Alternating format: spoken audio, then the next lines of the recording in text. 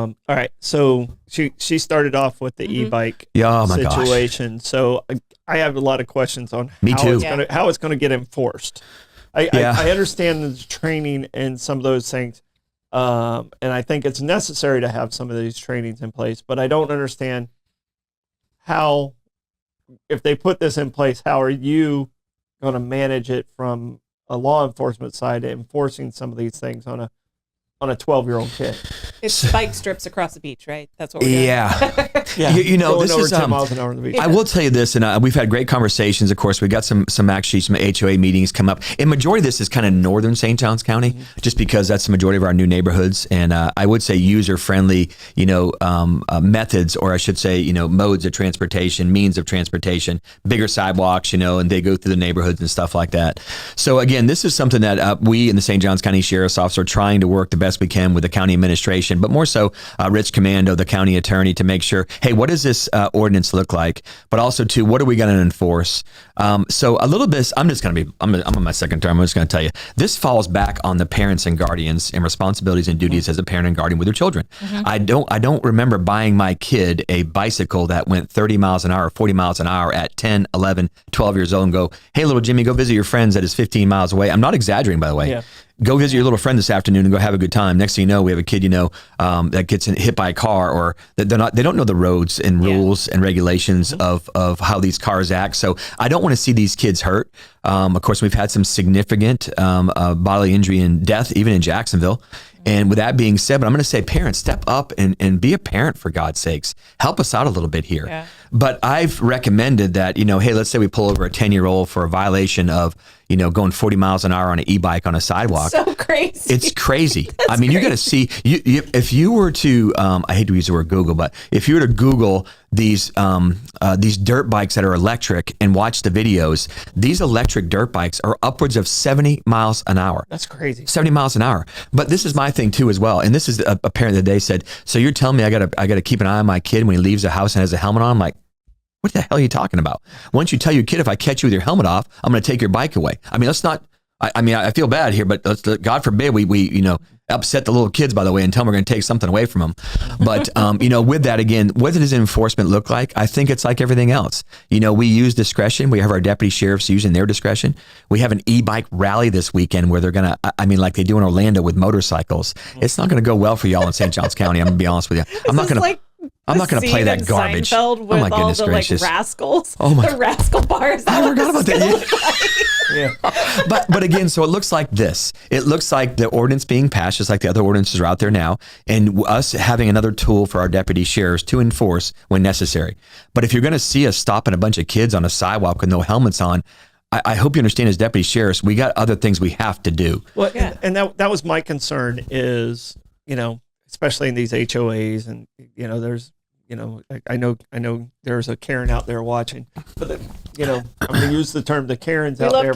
Sure. We love Karens. Me too.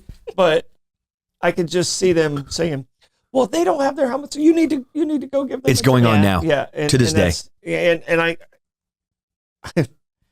I think you guys have, the ability to use your discretion of when it needs to be done. Yeah. But I think it's the citizens that put the pressure on you in a situation like this. Now that they know they have this law behind them. Yeah. It's like, you've been in sports your whole life. Yes, sir. You have an official that read the rule book that day, and then he goes out and figures out a way to enforce the every rule. Right. And every possible rule. That's the worst referee. Yeah. And in this situation, I think you nailed it with saying, your officers have the discretion to handle and prioritize what's important in that situation. And well, what we don't do now is we don't say, go out there and do this, go out there and do that. Now, if we got an issue in a neighborhood or an area, whether it's burglaries, car burglaries, or whether it's, drunk driving or speeding, we initiate some type of, how are we going to fix this problem or address this problem? Not fix it, but address it. It's not going to be any different than the e-bikes, but the problem is that these e-bikes are so prevalent. These kids aren't even pedaling anymore, by the way. It's so sad because we've taken their little bit of outdoor activity of pedaling a bicycle away from them. So with that being said, again, our deputy sheriffs will be taught on the ordinance and said, if you want to use it, it's a tool. If not, But to go out there and just start writing tickets to kids out there, that's not how we do business in St. Johns County. My thing is like we do now. If we have a contact or negative contact with a child, a kid, we contact the parents going, this is your responsibility, not ours. Yeah. We don't babysit for a living. So go ahead and come pick your kid up in your e-bike that was going 48 miles an hour on a sidewalk and take them home and educate them. So again, I guess there are supposed to be limitations on those. I mean, I thought they weren't allowed to go over 28 miles an hour. There is, but these bikes are selling now. I mean, they're scooting along. Mine goes 28. Pretty much. And let me tell you, that's getting it. It is getting it. Well, I think you remember when we got our e-bikes at the sheriff's office for patrol, we have quite a few now, but when we first got them maybe a year ago, Director Beaver and I got on them because we just got them from a factory build here, I think in Central Florida or Northeast Florida somewhere. We got on it. I took off from the sheriff's office, got on US 1 and started heading southbound on US 1. I was keeping up with traffic at 46 miles an hour. And they clocked Scott Beaver on over here by Collins Avenue going by St. Augustine High School at 47 miles an hour. And we're big boys. And we were like, oh my goodness. He's not as big as he used to be.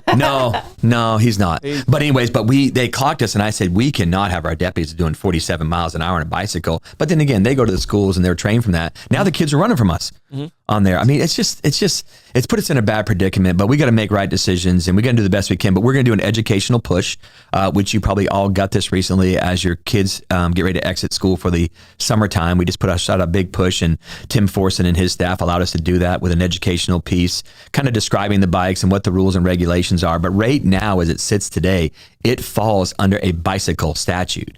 So it doesn't limit speed because they never thought these things would be doing this fast. So anyways, we fought the golf cart battle, as you remember, 2 years ago up in mostly northern St. Johns County, changed the Florida state statute, but there's no interest right now at the state level, legislative level, to change the e-bike statute right now. There was no interest. Does this law include the scooters too? Yeah. It's so subjective, argumentative, and it's almost like, I hate to even use this terminology, but it's almost like the synthetic drugs, right? Every time they create a law that says you can enforce this type of synthetic drugs in mixture and cocktail, then they change the cocktail. They change the formula. Yeah. So what's happening now is the market out there is, I mean, I saw a kid the other day. I know you've seen him too, Troy, because it's over our neck of the woods, but there's not a kid. I would say he's probably mid-30s.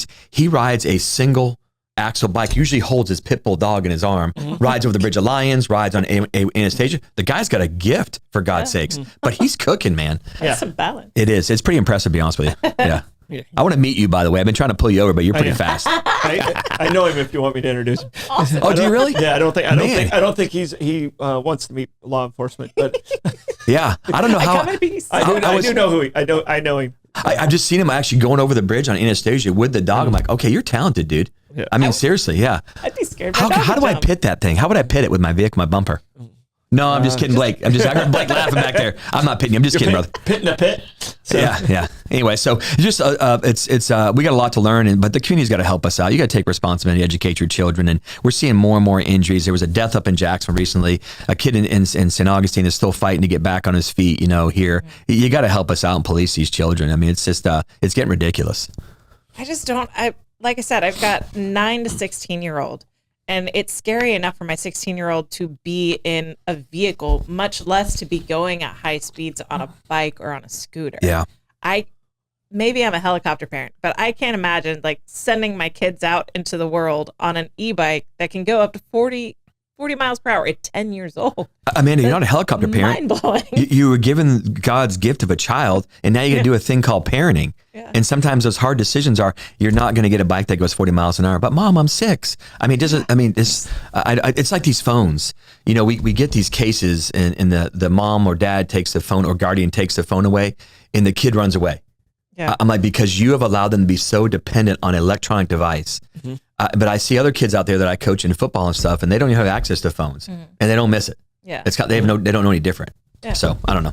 It's called parenting. I think you're doing a good job. Thanks. I'll give you a B. B. Yeah. I'm pretty sure I'm a helicopter parent too. Yeah, Blake, I still am. Would you agree, Blake?